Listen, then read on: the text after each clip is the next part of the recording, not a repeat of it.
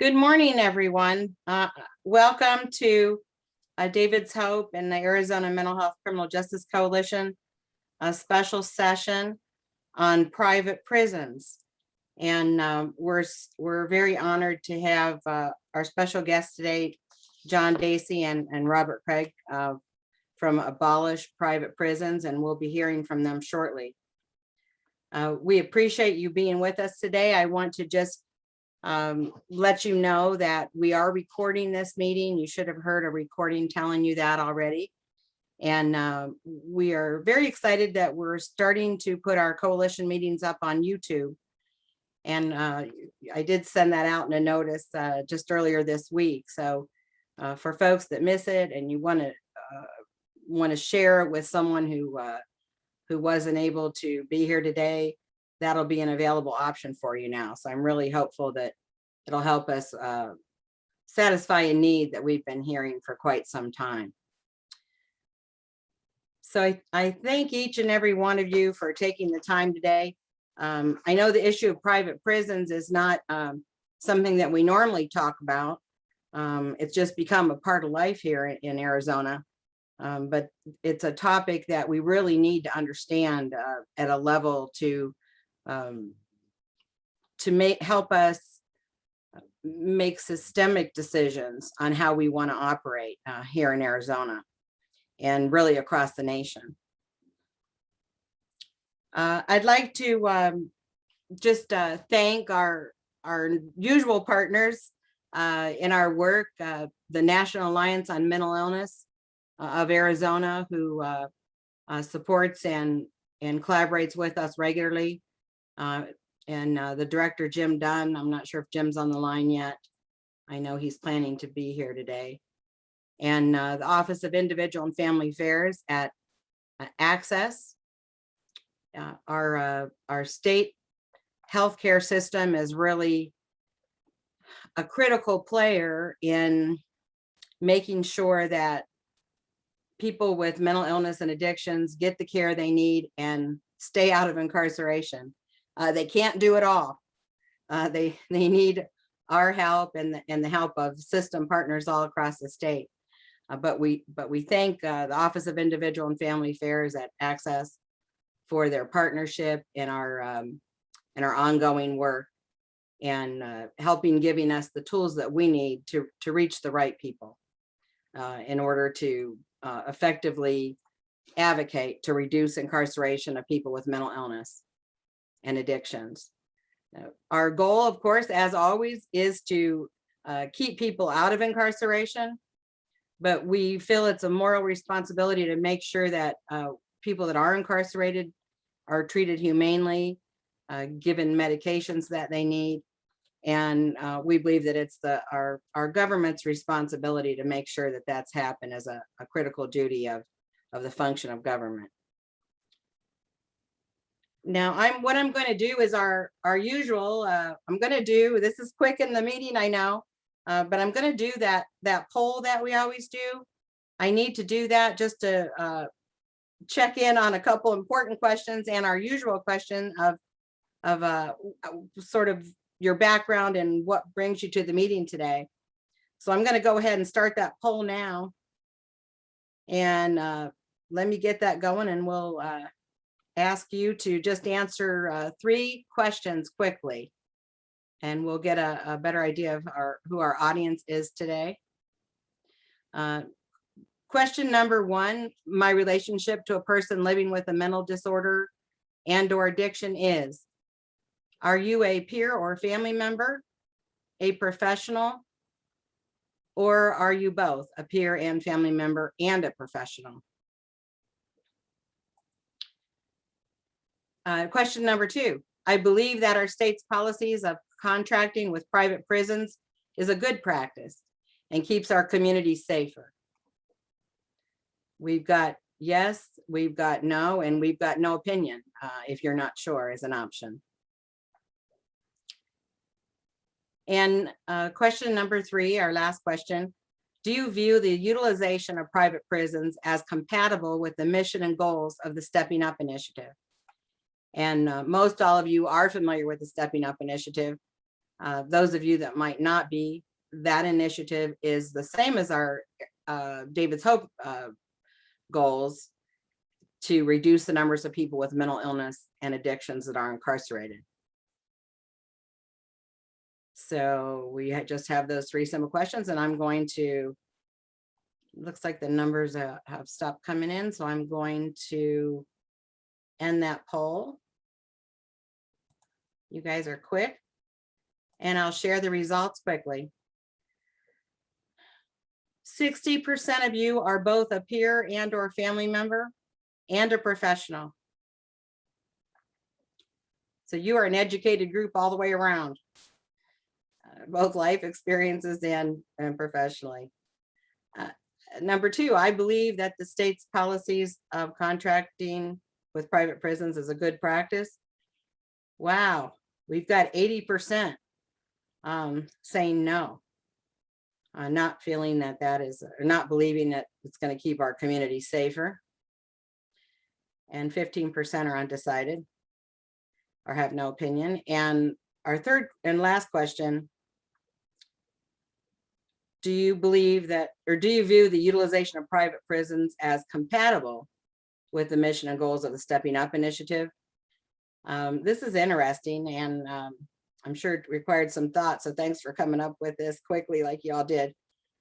We have just 5% that say yes, 55 say no, and 15% are not familiar with the Stepping Up initiative, and that's totally understandable that you might not have been involved in Stepping Up yet, and if you stay with us long enough, you will be. So thank you so much for for participating.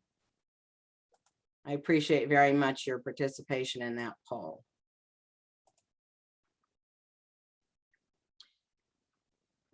And as I'd said, this is a special session. Our normal meetings are the second Wednesday of each month, 10 o'clock. If you are not a normal participant in our Arizona Mental Health Criminal Justice Coalitions, you can reach me at davidshopeaz@yahoo.com. And I'd be glad to add you to our notices. And we'll continue to build a coalition across the state, working to reduce incarceration of people with mental illness and addictions. And we need you. So thank you again for being here today. And I'm going to go ahead now, and I want to give you the background for John and Robert. They have really they've been around the block more than a couple of times, let's put it that way, and they know this field better than I think anyone you can find in our state or maybe in the country.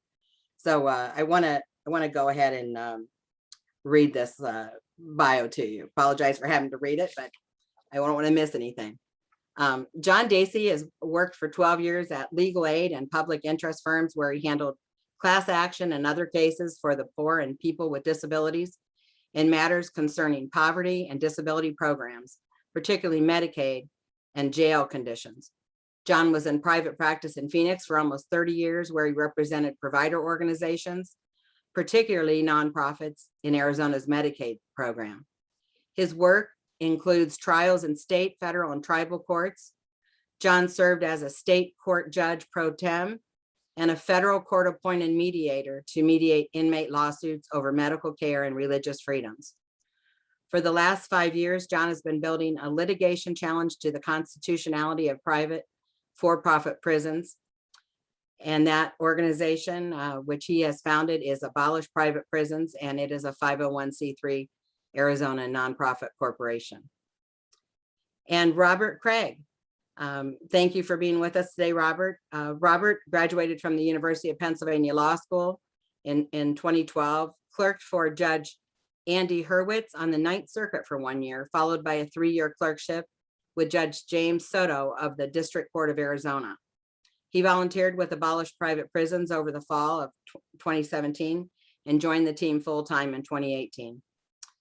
And I thought this was interesting, a little personal background added here, Robert. Immediately after graduating from the University of Arizona, Robert taught 5th grade in Phoenix for 2 years as part of Teach for America. That experience sparked a passion for working with underserved communities that continued through law school. during which he worked for the School District of Philadelphia's General Counsel Office, the Equal Employment Opportunity Commission, and the Civil Practice Clinic. Fantastic. So there you go. And I know John and Robert will both be making their information available for you to use so that you can contact as needed if you want to get involved or learn more about their work. And I will go ahead and turn the meeting over to John. Thank you, Mary Lou. Thank you, David's Hope, and for everyone attending for the privilege of getting to talk to you today. As Mary Lou said, I'm a lawyer in practice in Phoenix, and my colleague Robert Craig is in Norman, Oklahoma.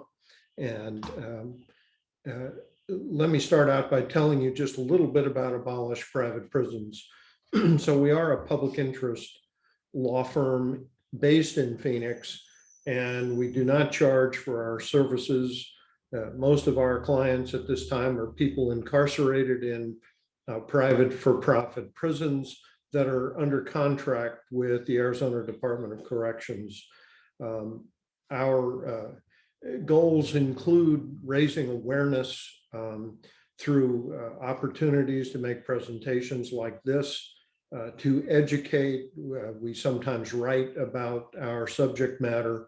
Criminal justice reform generally is our mission. It's much broader than the privatization of prisons, but challenging the privatization of prisons is job one for us. It is our first effort, and will keep us pretty busy for some time. Our goal is to get the question of the constitutionality of privatizing prisons before the Supreme Court of the United States. And we've started with that with a lawsuit in the U.S. District Court in Phoenix. I'll talk about that. We'll talk about that a bit later. If you want to learn more about us, we have a lot of information on our website, and you can also sign up for our electronic newsletter, which I would encourage you to do at abolishprivateprisons.org.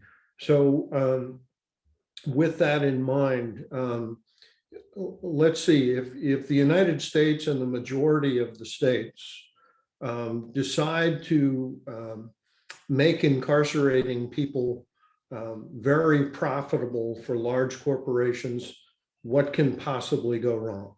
And so I'll ask my colleague in Oklahoma, Robbie Craig, maybe to address that first question. So I think one of the things that we get asked about a lot is, is this really a problem? We work with a lot of people that are interested in criminal justice reform and thinking about the problems in criminal justice. And we'll get into some of the stats a little later, but it is true that, approximately 10% or so, the number is going to change every day, depending on what groups you're looking at, but approximately 10% of people in prison are in private prisons. So some people ask us, why are you focusing on this when there's 90% of people this wouldn't affect? Well, we think there's really stark problems that only show up, or maybe not only show up, but certainly get amplified or turned up to 11 when you're dealing with the profit motive, as John just mentioned. So this Kids for Cash sentencing was about 10 years ago this year. And I remember this happening. But what I didn't know at the time is that it was a private juvenile detention facility that was at issue here. And I think that was largely because the concept of private prisons hadn't really captured everybody's attention yet. They really started to pick up steam and be in everybody's mind about 4 or 5 years ago. It became a topic on the Democratic primary presidential run last time, and then it was a sort of a central focus this time. But so we're really talking about 4 or 5 years ago that this started to gain steam. But this Kid for Cash scandal, and I'm not sure how many people remember this, but there were these 2 juvenile court judges in Pennsylvania that got convicted of this kickback scheme, essentially, where they were getting paid to send kids to juvenile detention facilities, and in particular, a private juvenile detention facility. And the scheme, this particular scheme only works if there's a profit motive, because the way that the whole thing originated is that there was like a real estate developer who wanted to build this this private facility, but didn't want to take a risk that it wouldn't end up getting used. So he formed this conspiracy with these juvenile court judges that said, you know, if you make sure that my facility's full, I'll pay you. And it was, the whole story, of course, broadly is just a tragedy. One of the things that really made the story come to light, you know, in sort of what made everybody think about it, is this mother was having a problem with, you know, a teenager who was getting into drugs a little bit, and she wanted to sort of scare him straight and introduce him to some of the consequences, you know, that could happen if things were going to continue down this path. She reached out to a couple of local law enforcement officers, and, you know, told them the story and said, can you help me scare my son straight? Unfortunately, this kid gets placed in front of one of these corrupt judges and gets sent to a private detention facility, for what normally would not have been something that he would have been detained for. You know, normally it would have been like, hey, you know, this is scary thing, bad things can happen. But because of this kickback scheme, got sent to a juvenile detention facility and ended up committing suicide, which, you know, is just completely blowing up the sort of the magnitude of what was happening here. Um, so we're going to talk a little bit more about some of the other things that have come out and how the profit motive can sort of show up and distort its incentives at a bunch of different places. It's not just judges. It's sort of all, all throughout the criminal justice timeline, from the time that legislation is being considered to after somebody gets released and they're on probation or parole or, you know, any kind of monitoring situation. That whole timeline, the profit incentive can warp the decisions and how people act at each one. And we're going to talk more about that a little bit. So if we can go to the next slide, this is a pretty good example of what we're talking about. So there are three major private prison corporations that essentially control the market, if you will, of prisoners, people incarcerated in private for-profit prisons. And the two largest are Corrections Corporation of America, which was rebranded as Core Civic in 2017. And it is publicly traded on the New York Stock Exchange, as is the second largest, the Geo Group, both of which contract with a number of different agencies in Arizona. So as publicly traded corporations, these corporations have to submit certain disclosures to shareholders and potential investors. And this particular disclosure has been repeated in their SEC filings for a number of years. And you can see the language we've highlighted here. You know, the demand for our services could be adversely affected by criminal justice reform, essentially, less mass incarceration. So it is a statement that criminal justice reform, decriminalization, alternatives to incarceration are in conflict with their profit incentives as a private corporation. So that's the point there. And these corporations, all three of them contract with the Arizona Department of Corrections. One of them, Management and Training Corporation, is privately held. And they managed the Kingman prison at the time of the two Kingman prison riots a few years ago. They were replaced by a different private contractor, the Geo Group, which now manages that facility. So these corporations run, I think, approximately 12 facilities in Arizona, and they fall into essentially three categories.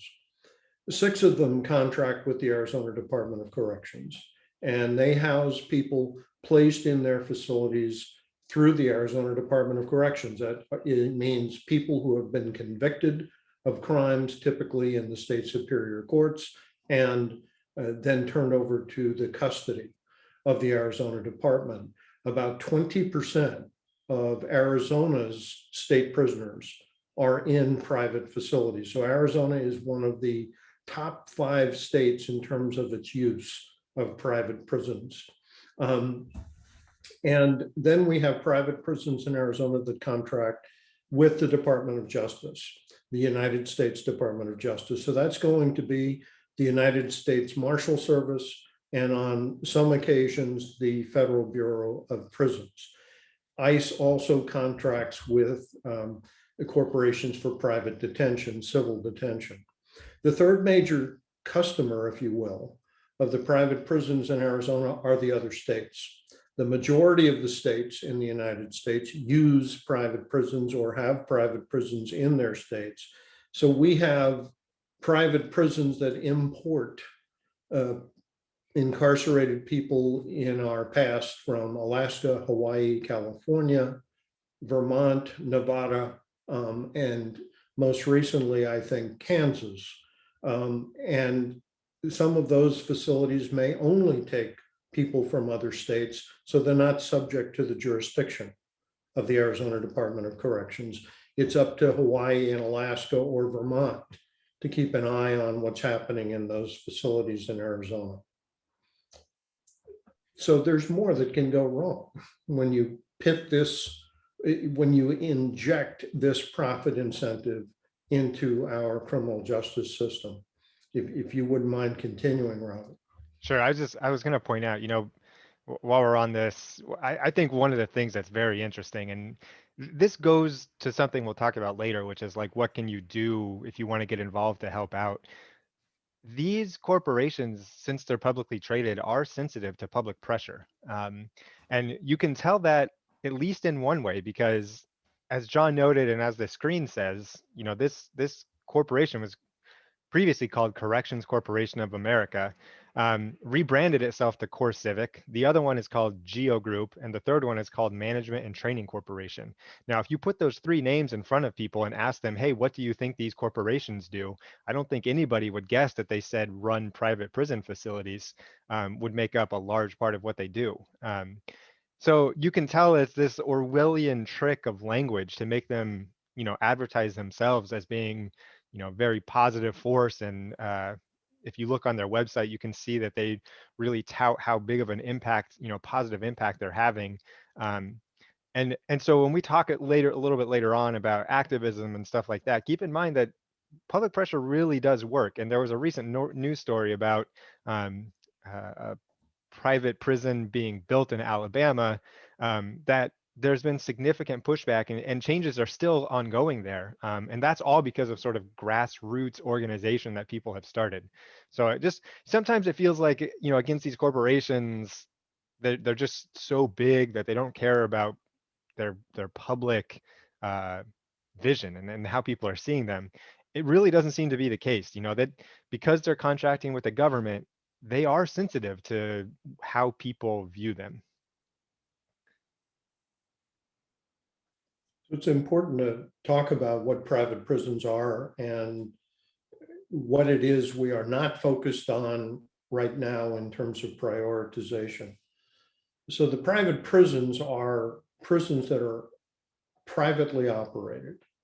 That's where the government, whether it's the Arizona Department of Corrections or the United States Marshal, has turned over the sovereign power of the state to a private profit incentivized corporation to perform the punishment and incarceration functions.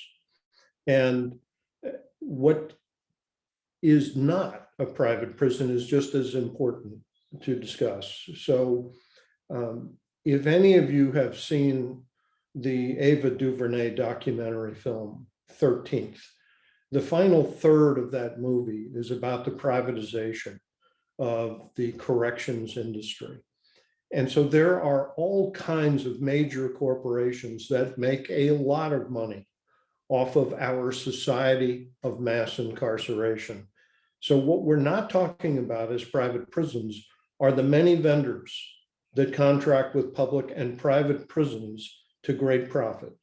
Food vendors, medical and behavioral health services, transportation, communications, linen, construction. There are so many types of vendors that make lots and lots of money off of the fact that the United States incarcerates more people than any other country in the world. And they are also expanding, these private prison corporations are expanding into other areas of corrections. So private for-profit probation, parole, community corrections, ankle bracelets, bail bonds, and it will just be a matter of time before they're selling their services to police and prosecutors. But I'd like to go back, if we could, to what could go wrong when we make it very profitable to incarcerate people. So being in a border state, we hear a lot about the separation of families at the border.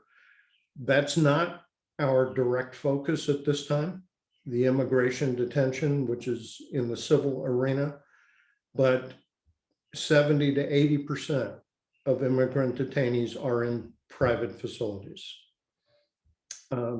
If you would continue, Robbie. So here's some of the background of some of the things that have happened. So first of all, I'd like to go back before Senate Bill 1070, Arizona's Senate Bill 1070, and I'll discuss that in just a moment. But years ago, well, the prison corporations will say publicly, we don't get involved in criminal justice policy. Baloney, they sure do. And they, Geo Group and Core Civic in particular, used to belong to the American Legislative Exchange Council, ALEC, which produced model legislation for criminal justice, things like truth in sentencing, 3 strikes and you're out, mandatory minimums, and the like. And it also produced the template for Arizona's Senate Bill 1070. No reason to be polite about it. That law was intended to have more people with brown skin chased out of the state or placed in our correctional facilities, which is why much of it was struck down by the United States Supreme Court.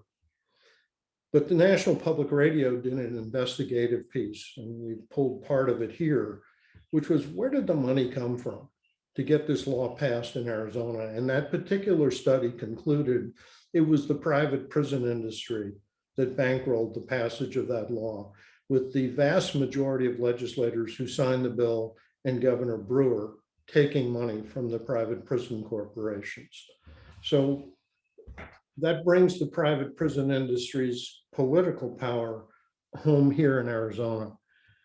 Another example of something that happened right about the same time, we don't have a screen for it, but so convinced were some at the legislature that private prisons would help the state save money that they required an annual report comparing the cost of public and private prisons.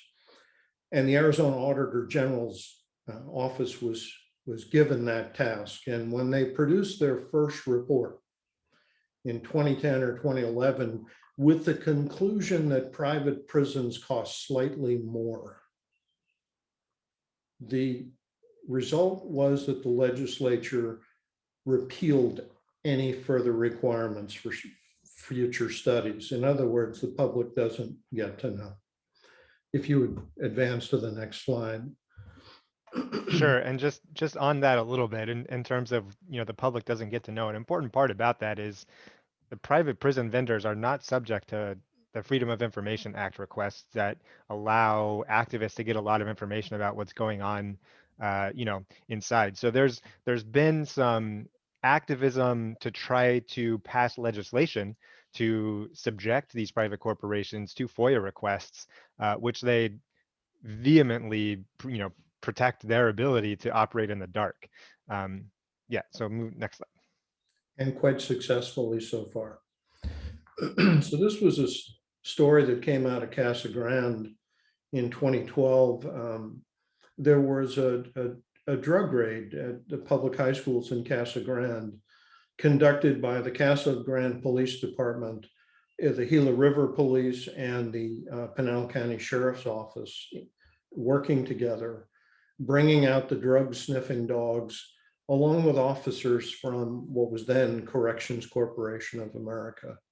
And a reporter at the scene asked the chief of police of one of the entities, why are CCA's employees out here with the police on a drug raid? And the response was, they're part of the law enforcement community. Like hell they are. These are not peace officers, they're not police.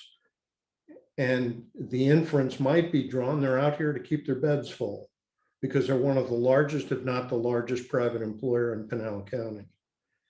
And so that it's just another indication of where this can go. And what I found most troubling about the story was not even the presence of the core civic employees on the raid. It was the fact that the drug sniffing dogs were owned and trained by the private prison corporation, not the police agencies. And Next. note along with this that the private prison guards go through significantly less training than it takes to become either a prison guard or a police officer. So, the latest information that we have from people that have gone through that and have experienced what it is the entire training regime consists of a couple weeks of PowerPoints to get hired as a private prison guard. So when people say or they say that they're part of the law enforcement community, it's really shocking because the regulation and the oversight and the training is just drastically different in the public and private sphere.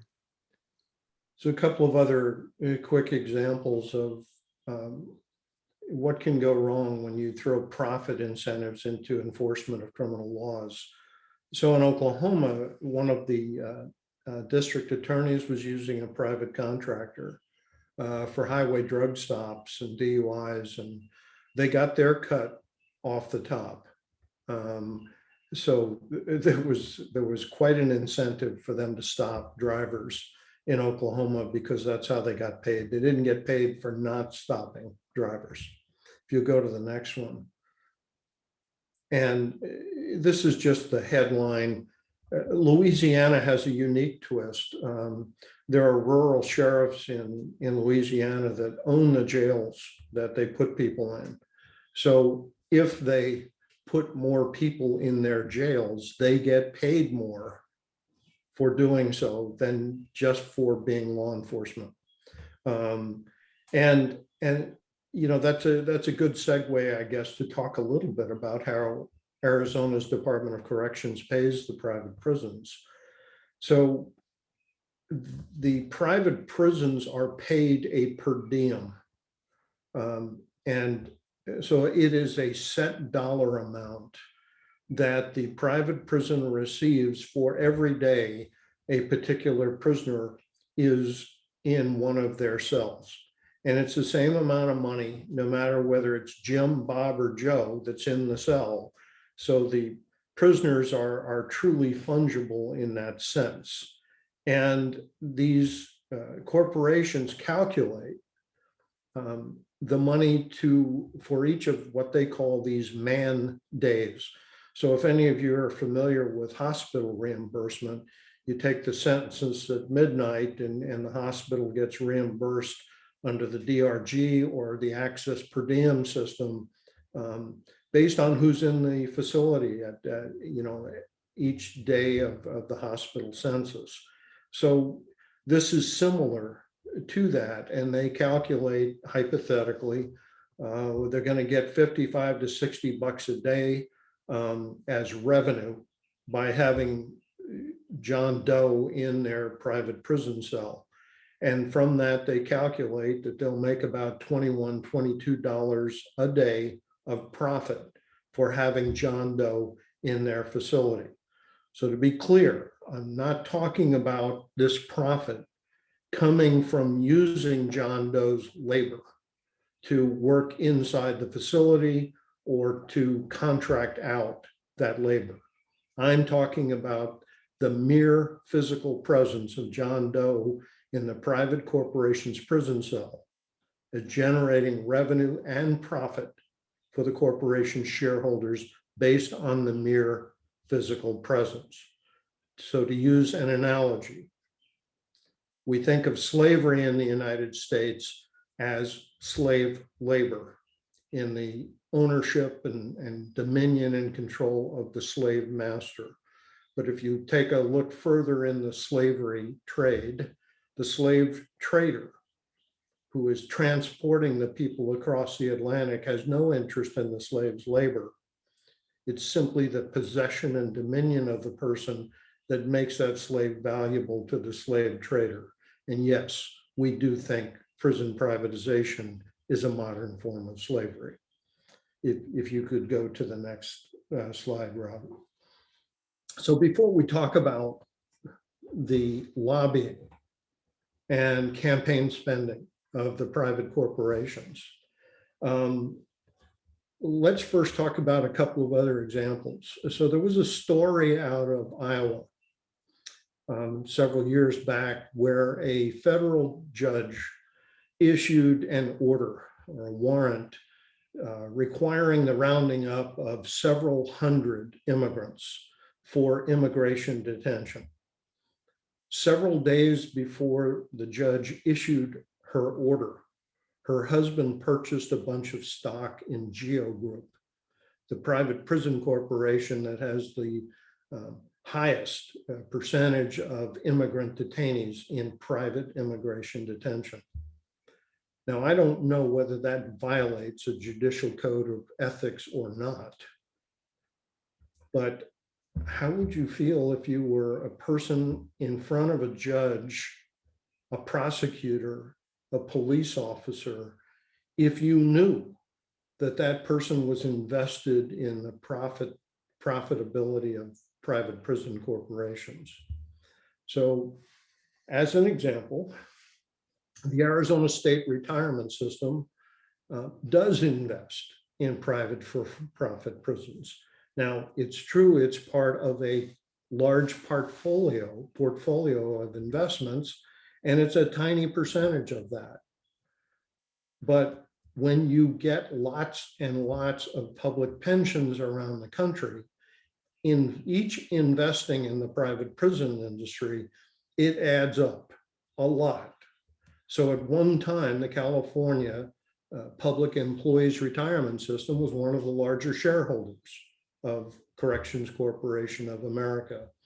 Well, if you're a defendant in a criminal case in Superior Court in Arizona, how would you feel about it if you knew the elected officials' retirement plan invested in private prisons, which included the elected county attorney, included the judge, might include the elected sheriff? Well, it's only a small part and the person involved doesn't know his pension is invested in those funds. But if you're the defendant and you believe these things to be true, how do you feel about the quality of the justice system, knowing there is a profit incentive in you being there in the first place and you being committed to incarceration in a private prison? So in our view, this doesn't just affect the integrity of the system. At some level, it affects the legality of the system. We'll come back to that. But one of the things that has occurred is, excuse me, sorry. One of the things that has occurred is that these corporations spend millions of dollars on lobbyists on Capitol Hill and on state legislatures, putting people in important government positions and spending in support of legislation. And it is a lobby that rarely gets talked about. So the shifting of their funding over the last 20 years has been significant. They used to spend much more money on between Democrats and Republicans. It was closer to 50%. That's no longer the case. So as Robbie mentioned earlier, Bernie Sanders first put the issue of private prisons and getting rid of them into the presidential primary in 2016. In 2020, all of the Democrat candidates put getting rid of private prisons into their campaigns. And as you can see from this graph, the prison corporations are spending most of their money these days on Republicans. It's just a fact. That tells you where they're getting more support. So these days, to be quite certain, the private prison industry has grown under every president since Ronald Reagan. So I think the bigger point for this shift in the political spending is the choice for a government to use a private party and allow that private party to extract profit, because of their influence in the criminal justice system, should be completely bipartisan. This is not an issue that neatly sort of separates people ideologically. In our communications with people, we have supporters from all across the political spectrum, and it's not even left to right, it's up and down. It's largely a uniform voice that speaks out against the profit motive in the criminal justice system. Everything from faith groups to traditionally, civil rights organizations like the ACLU or NAACP. You have libertarian groups like the Coke Industries who think that, liberty should come before profits. Small government people who think that when you introduce the profit motive, that just causes it to grow. So it really is this like broad coalition of people from a lot of different paradigms who oppose it. And what we hope doesn't happen is that it becomes sort of one of these party line ideological issues where it's Democrats versus Republicans, because it traditionally has not been, and there's no reason for it to be. It really, it cuts across a lot of traditional lines and groups that people have drawn. And so you really see the people that tend to support it come from one of two groups. One is the people who are making money off of it. So that's the legislators and the companies themselves. And the other group of people we've talked to that are, have sympathy for this arrangement are people who think that private parties can be more innovative and try new things. And that's largely how the private prison corporations have pitched themselves to governments, is to say we can do it for cheaper because we can innovate, and all of that stuff. So we have talked to some groups who, believe that paradigm, but it's really a small group of people, and this sort of spending doesn't really reflect what we've seen when we've talked to people. So this industry has grown quite a bit, and this particular slide shows you that it's grown 10 times the rate of the prison population generally. This industry grew up under the radar. So when I started doing this work maybe 10 years ago, I didn't know private prisons existed. And when I first came across the words, I thought, oh, no, this is a mistake. This is the government's responsibility alone. But the industry grew up under the radar. Most people hadn't heard of them. And they've spread to the majority of the states. So I think somewhere around 30 states in the United States use private prisons today. That looks like it's changing. There's been quite a bit of momentum on this issue because of the greater momentum for criminal justice reform. So as examples, in 2019, California and Nevada passed legislation that forbids the use of private prisons and jails in their states.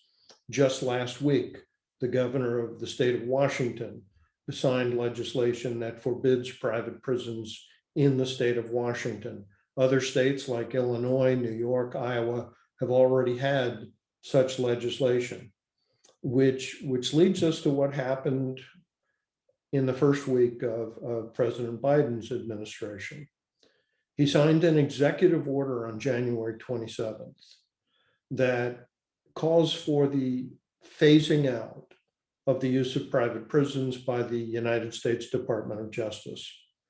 Now, it's an executive order, so it's not a law, and it does not apply to the states. And most people are in private prisons through the states.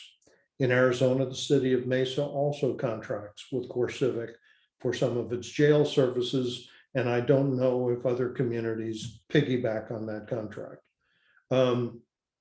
It also doesn't affect ICE, so immigration detention, but it was a breath of fresh air. But we also know an executive order is not a law, and so we have to continue our work as hard today as we did before Biden signed that order. And the screen that Robbie just put up there is the perfect example of why.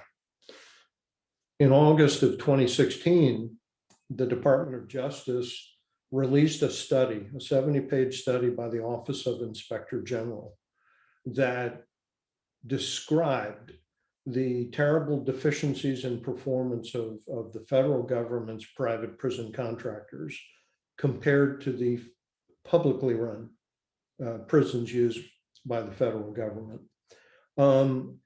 Greater incidents, more violence of prisoner on staff, much greater deficiencies. And so the Department of Justice announced it would no longer use private prisons. It would allow the existing contracts to expire. Well, we had an election 3 months later, and President Trump's administration came in supporting the idea of prison privatization. And by February of 2017, our U.S. Attorney General Jeff Sessions reversed the decision of the department without any further study and said, we're not just going to reverse that order, we're going to use private prisons even more, and especially in the area of immigration detention. So to be clear about an executive order, the most famous executive order in our country's history is the Emancipation Proclamation. That order was not enough to get rid of slavery.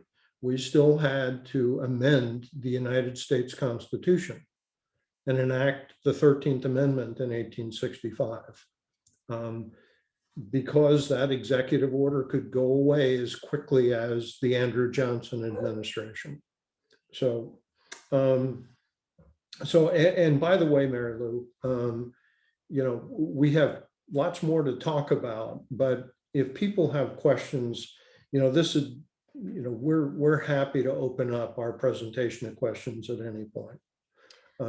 Yes, John, I think we just have one so far, but I didn't mention it earlier. So do feel free to put your questions in the chat box or comments that you'd like John to or Robert to address. We had, you did talk about this, but you might want to elaborate a bit.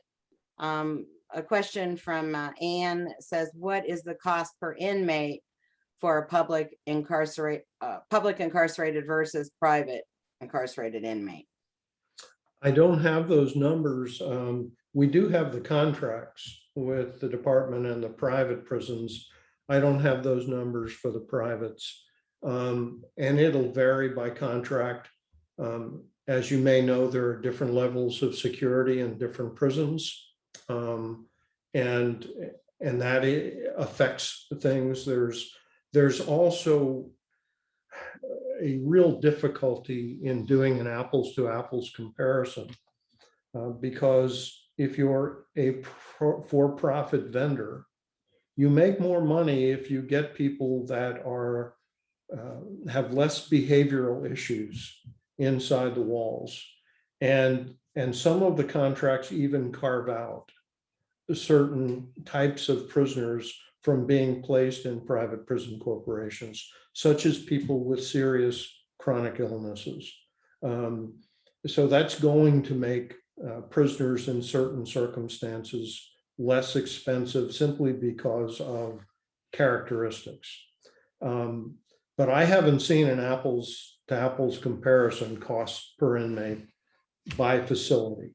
It's basically impossible to do that for a lot of the reasons that John just mentioned. But if you're interested in it, there's, academics who sort of have the tools and the expertise to go through and untangle some of these confounders and piece things together and look at large groups of facilities and compare them.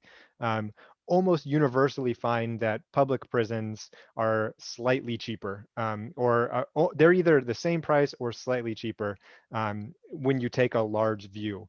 There's one study that I'm aware of that found the opposite conclusion, that private prisons were cheaper, and that one was funded by the private prison organization. So, you can go out and you can find academic research that's out there. And one thing that's interesting is because it's still a new, it's maybe not a brand new thing that's happening, but as we've alluded to a few times, it's coming into the public consciousness more and more. And so we're starting to see more academic research into this area. One of the latest ones was out of Washington State. They did a study and found that, they chose their words very carefully. They found that having private prisons in a state caused longer sentences.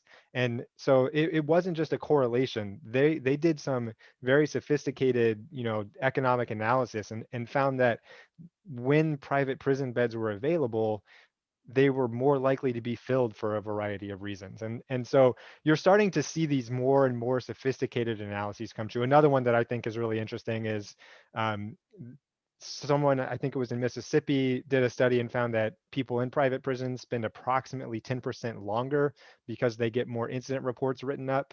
And then there was a study out of the Midwest, I want to say Minnesota or Wisconsin, where the comparison was a little bit more qualitative. It was based on interviews of people that were inside, and people in private facilities had significantly less access to education and rehabilitative programs.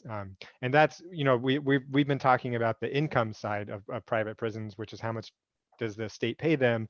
But of course, profit is, revenue minus expenses. And so if you lower your expenses, you can up your profit. And one of the big expenses, along with healthcare and staffing, is these programs. So, that's a lot of information, but basically there's more academic research coming, and it largely seems to suggest that public prisons do it this for the same price or for slightly less. Thank you, Robert and John. And just quickly, a couple more comments. One is more a comment in line with what you had said, Robert, about the specialization of different, or John had mentioned, people with serious mental illness and different classifications that are not normally sent to private prisons, although we do find that they end up there sometimes and often are sent back to the state. But we had a comment in Arizona, the majority of the private prisons are for minimum level inmates. I don't know if you want to comment on that. Does that sound accurate? It sounds like more of a comment than a question, I think. That's going to be a state by state circumstance. So Arizona is one of the, as I mentioned, we're around 20% of the Arizona Department of Corrections population that are in private facilities. But in a state like New Mexico or Montana, you have a much smaller population, but the percentage of people in private facilities is closer to 40%. And so it's going to vary from one state to the next, which will also cause variances in what kinds of prisoners they are housing. So in Mississippi, some of the reports out of Mississippi, which have been quite horrifying, they're taking more serious sentenced people in the private facilities there. The Kingman prison riots, I'm not sure what the security levels were at the time of the two riots. I think the last one was in 2015 or 16. That's where there were the escapes and the tourists from Oklahoma were killed. think they had much higher levels of security at the Kingman prison than, for example, at Florence West or Phoenix West. Thank you, John, and Robert. And then just one more observation and musing that I have myself. What do you see across the nation for the stance that the state-run departments of corrections take? And is there a mechanism in government that will allow them to have an opinion on the issue, or are they just X'd out and at the mercy totally of the legislators of the states? Well, we can talk about Arizona, that's for sure. So Arizona's legislature has not just authorized privatization of prisons, and perhaps one of the statutes even requires it. Before the state considers building a new public prison, it first must consider the private option. But we do know that, for example, the Arizona legislature requires the department to hire private medical contractors, even for its public facilities. And in the Parsons versus Ryan litigation, the court and the court's medical expert have both noted that privatization requirement as a barrier to getting proper care to people in the prisons. That's something that's going to vary state by state. So when we say that 9 to 10% of people incarcerated are in private prisons, the first thing to consider is that 20 to 23 of those states, the number is 0 because they don't use private prisons. So the numbers are going to vary by state, and what each state requires of its departments is going to vary by each state's laws. Yeah, one little thing to add on to that is that there's been some reports from people that we've talked to that suggest that, you know, as the corporations are getting more sophisticated, they're looking to get their employees into that high state level executive position. And we're seeing some of that in Arizona with the chief of staff of, I think it was former Governor Brewer, was a private prison employee lobbyist before he was the chief of staff. And it's like regulatory capture that happens in a lot of different areas, and incarceration is looking no different than that. So the private sorry, John, real quick, it looks like Tamaria has her hand raised in the Zoom call, and I don't know if she still wants to ask the question. But well, it's not so much of ask a question. Maybe we can talk later, because I got a story for this topic, a couple of them. I'm a felon, ex-felon. You want me to share a little bit? Well, I'm happy to, talk to you afterward or let you share whatever you feel comfortable with. Okay, so I'm a designated as SMI, and I was sentenced to 4 years in prison for conspiracy to possess marijuana. And you're right, it is dangerous in the prisons. It's the terror is more condensed than it is in the community, and I'm unprotected. There's nothing I can do. I'm at the hands of the mercy of the warden and whoever else. And I wasn't protected. But going through the courts, I was a Rule 31. I went through Rule 31, which was challenging for a person with a seriously mental illness, let alone, just a normal person that didn't have a designation. And then the incident reports while in prison, just set me up really to be attacked, which I almost was. And then my son is presently going through the court system. If you guys have the time to kind of look at his case to see if there's any significance in it. And that's all I wanted to say, but we can talk some more later if you wish to. Jim Dunn has my contact information. I'd encourage you, Ms. Gamage, to write to us and not talk about your personal circumstance publicly here. The second thing is I'd want to emphasize we work on criminal justice reform issues. We don't take individual cases, except as they may need to be grieved internally in the prison system before the issue can be brought to the courthouse. I don't know if everyone on the call is familiar with the Prison Litigation Reform Act of 1995 or 96, but before someone who's incarcerated can go to the federal court to challenge the Department of Corrections, for example, they first have to go through 3 or 4 levels of administrative grievance before they can go to court, even on a constitutional claim, which is a pretty significant barrier to getting to the courthouse at all. But to go back to, we actually have something to talk about the issue that Ms. Gamage raised. Robbie, if we could perhaps go to the slides on mass incarceration. So as you may all be familiar, the United States truly went off the rails around 1980 with regard to the kind of country we are. So the graph on the left, shows a fairly level rate of incarceration starting with 1920 through the mid 70s. And then we just have this incredible uptick in the number of people we incarcerate and the percentage of our population that we incarcerate. So we had a 450% increase in our correctional population between, say, 1980 and 2015.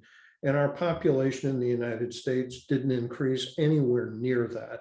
And Arizona's increases pretty much mirrored that kind of increase. And what this reflects is not a change in crime, but a change in our policies toward criminal law enforcement, where the lazy slogan of being tough on crime is what got you elected to office during these periods. And so we wound up with a lot of tough on crime legislation where the costs of doing that really weren't part of the discussion. So we've become a country that incarcerates more people than Russia, than China, 11 times the incarceration rate of Canada, 7 times the incarceration rate of any other Western country. And for the 2.3 million people that are behind bars, there's another 2.5 people that are stuck in the criminal justice system through probation and parole. So we've really changed what kind of country we are, and we're long overdue for serious criminal justice reform. If you could go to the next slide, Rob. As probably all of you know, the impact of this dive toward mass incarceration did not fall evenly on the members of our citizenry, not before the wave of mass incarceration and certainly not afterwards. It most heavily falls on people of color, people with mental illnesses, the poor, the homeless, immigrants. So no surprise there, but it's an unfortunate circumstance that we see playing out throughout the country. If you could go to the next one. So in 2016, April of 2016, the White House released its report on crime in the United States. And these numbers are old, but with regard to the issue raised by Ms. Gamage and the mission of David's Hope, on number 18, 20% of inmates were physically or sexually abused before being incarcerated, 50% for women. And the percentage of people with mental health issues under number 12, 50% compared to 11% of the general population. So these are national statistics. And of course, if you go to the top, real spending on incarceration exceeds 80 billion annually. Or if you look at the indirect costs on putting families in poverty because the wage earners in prison or jail, all the other related costs associated with it, the number is way over 250 billion annually. So with regard to prison privatization, we're spending at least $4 billion a year as a country on core civic and geo group alone. Quietly, the private prison industry became the fourth largest prison system in the United States, behind only, I believe, the United States itself and California and either Texas or Florida. So that's how big the industry has become, and that's just for the incarceration function. That doesn't include its metastasis, if you will, into for-profit probation, parole, et cetera, as I mentioned earlier. And that doesn't include spreading globally. So the for-profit prison industry is spreading through the United Kingdom, Australia, Brazil, South Africa, and the only country that's considered the issue at a constitutional level, at its highest court, is Israel. And in 2009, the Supreme Court of Israel banned private prisons throughout the country as a human rights violation, in violation of Israel's basic law. If you'd go to the next. And because of that human rights assessment of the issue of making prisoners human inventory, units of profit on corporate balance sheets, it's no surprise that communities of faith have taken a stand on this issue. So this is one example. This was a letter signed by 42 Catholic bishops in the southern part of the United States that questioned the ethics and the motives of incarcerating people for profit. And if you go to our website, we have a section on there with resolutions from various communities that have stepped up and called for abolition of private prisons. That includes the Methodists, the Presbyterians, the Universalist Unitarian Church, the Japanese American Citizens League, the National Association, NAACP, which by the way, we represent. So the Arizona State Conference of the NAACP is one of the plaintiffs in a lawsuit that we filed in June of 2020 against the Arizona Department of Corrections director to challenge the constitutionality of the state laws that authorize prison privatization and the contracts between the department and the 6 private prison contracts and vendors. So we can talk more about that, but why this? To go back to Robbie's question earlier, if most prisoners are in public prisons, why would we focus on privatization? There are a bunch of reasons for it. And one of them is simply this: we view putting a profit incentive in criminal justice to get people into the system and to keep them entangled in that system as a cancer in our criminal justice system, and it's spreading. And if you have an early diagnosis of cancer, you don't wait until it becomes life-threatening before you deal with it. So we are looking to deal with this issue early, before our various governments become so dependent on private prison contractors that they, in essence, become too big to fail, and perhaps the judiciary lacks the courage it might need to muster when this industry is really still in its early stages. So as I mentioned, this industry is growing. It's grown dramatically. It's spreading into other industries. And unlike most prison and jail cases, Our case is about interpretation of the law, not the conditions inside the prisons. So conditions cases drain an incredible amount of resources to deal with the facts on the ground in any particular facility or group of facilities. The law is fairly clear. It's what are the facts. Our case is basically the inverse of that. We know how people wind up in private prisons. The question is, does the government have the authority to do this?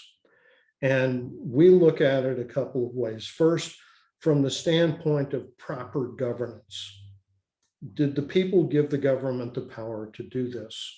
And once government does this, has it injected improper or perverse financial incentives that violate the Constitution and created a separate system of justice, one public, one private, that violates the Constitution? The other way we look at it is from the standpoint of the person who is incarcerated and being used to generate profit. And in our view, using people in this manner violates other sections of the Constitution, a violation of human dignity at the very least. So we filed our first lawsuit in June of 2020 in the federal district court in Phoenix. And as expected, the defense filed a motion to dismiss the case in September. It was ruled on the first week in March, where the court granted the motion to dismiss and gave us 30 days to file an amended complaint, which we did. And anyone who's interested in reading it can go to the top of our homepage, where there is a link to the documents filed in the case, including the most recently filed pleading, the amended class action complaint. We will also be looking to file in other parts of the country, other federal circuits, in order to enhance the chances of getting this issue to the Supreme Court sooner. So that's an overview. You have to start somewhere, which is another reason we picked privatization. It is connected to every other aspect of the criminal justice system, and we're looking for victory in the courthouse. We support other forms of advocacy. So letter writing, providing technical or substantive assistance to people who are advocating by other means in other parts of the country, including drafting legislation or drafting resolutions for their organizations, those sorts of things, and making presentations like this. Robbie, do you want to add anything to that? Nope, that all sounds good. That seems as good a wrapping point as any for me. And happy to stay as long as you like to discuss any questions people might have. Thank you, John and Robert. Really intriguing and really prompts, I'm sure, not just myself, but a lot of us to dig deeper into understanding the underlying issues that you're addressing. It's just become a part of a way of life here that we accept and should not. And as many other things are in our justice system. One of the things that David's Hope's been working on is the way a person with mental illness is not able to disclose that during their criminal trial. So it's just unless they're pleading insanity. So we've been walking on these roads so long that we really appreciate the wake-up call that you are providing for us, and looking at this foundational issue. I mean, it really is foundational to our justice system. And I noticed the question from Sharon Bell, what can we do? And if I could address that one, Mary Lou, there are various things. So Robbie mentioned earlier value of public pressure on these corporations. So in 2020, 6 of the nation's largest banks decided they would no longer be bankers for the private prison industry. One of the larger banks out of Canada, Barclays, was involved in financing this mega prison complex in Alabama indirectly. And the news came out this morning or yesterday that they were backing out of that venture as well, all due to lots of public pressure. There's always letters to the editor, letters to your legislature. And if you belong to other organizations, you might ask, are they invested in any way in private for-profit prisons? And if so, would they please withdraw or adopt a resolution that calls for abolition of private prisons and let us know about it? So there have been church groups, for example, that have adopted resolutions since we've been in contact with them, and they send us their language. We talk to other allies that are just as interested in this issue as others. So as you might expect, public correctional officer unions around the country are very opposed to prison privatization. And it's not just about protecting union jobs and union power. It also has a lot to do with safety and the lack of training and the high turnover and the incredibly long hours that happen among staff at private prison facilities that affect not just the safety and security of the people who work there, but also the people incarcerated there. So there are other kinds of ways to get involved. I would encourage everyone to sign up for our newsletter. And to be quite frank, we are a public interest nonprofit. It's going to take money and lawyers to get this issue litigated around the country and before the United States Supreme Court. So we take donations, and more importantly, if you would spread the word about our work to your 100 best friends, that sort of thing. Yeah, it's the modern day version of the letter to the editor is, using social media. I would say, private prisons it's an interesting spot because the impact that any individual can have on legislation often feels small because we think about the federal government. But I worked in Arizona in the state house, and at the state level, the people who represent you, right, your legislators are actually pretty responsive. And if you can get your legislator to make this a pet issue, they can have an impact, right? And it's much easier and accessible, and particularly because private prisons are largely a state issue, especially in a place like Arizona, small groups can actually have a big impact. So I think getting involved in, if this is something that you really do care about, figure out who your state legislators are. Ask them how they feel about it. Ask them if, have they considered legislation in this area. It's an area that I think a lot of people think is sort of out of reach, but at the state level, it's really not. They like to talk to their constituents, has been my experience. Excellent. Thank you, John and Robert. It's been extremely educational for me, and I know for the others here today. And I appreciate your skill and your courage to take this on in behalf of prisoners everywhere, and really in behalf of freedom. And I know that there are still folks that would say the jury's out and they haven't made up their mind. But I really hope that this conversation today has been a catalyst and will remain a catalyst to help you understand how you can make a difference in improving our justice system. When you have a loved one involved in the justice system, your gauge completely changes, as you know. It's so different when it's someone else, someone somewhere that you might never know or touch.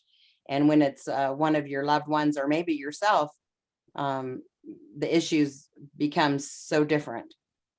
So we thank you again, and we thank all of our participants today for their continued collaboration with us at David's Hope and the Arizona Mental Health Criminal Justice Coalition. We encourage you to continue to, if you are undecided, continue to learn about this issue of privatization of prisons and what it has done to the function and the justice that is achieved through our criminal justice systems here in Arizona and across the country. So encourage you to take a look at the website, abolishprivateprisons.org. And as is noted here, that we are going to be putting this meeting on YouTube. So you'll be able to take a look at it again, catch up on things that you might not have quite understood, and pick up where you left off in the mission to reduce incarceration of people with mental illness and addictions. And we think taking a look at the drivers of incarceration is really the only place to start. So if there's no more, if John or Robert, if you don't have any other comments, I'm gonna go. Okay, I see Robert shaking his head. And John, I thank you both. And we will be looking forward to staying connected with you. And I know I'm gonna go take another look at that lawsuit that was filed here in Arizona. I know it's been a while now, but the more we can learn about the tools that we have, the better off we're all going to be. So thank you for your organization, the mission that you have, and the outreach and impact that you're having for all of us. Thank you so much for the opportunity to talk to you all today. Thank you, John. And so Robert, and so we'll say goodbye. We'll see everyone that's able to join us next month for our regular David's Hope Coalition meeting on the second Wednesday. And all of you be safe, and we'll look forward to seeing you again soon. Goodbye, Thanks, everyone. Mary Lou. Thank you. Bye now.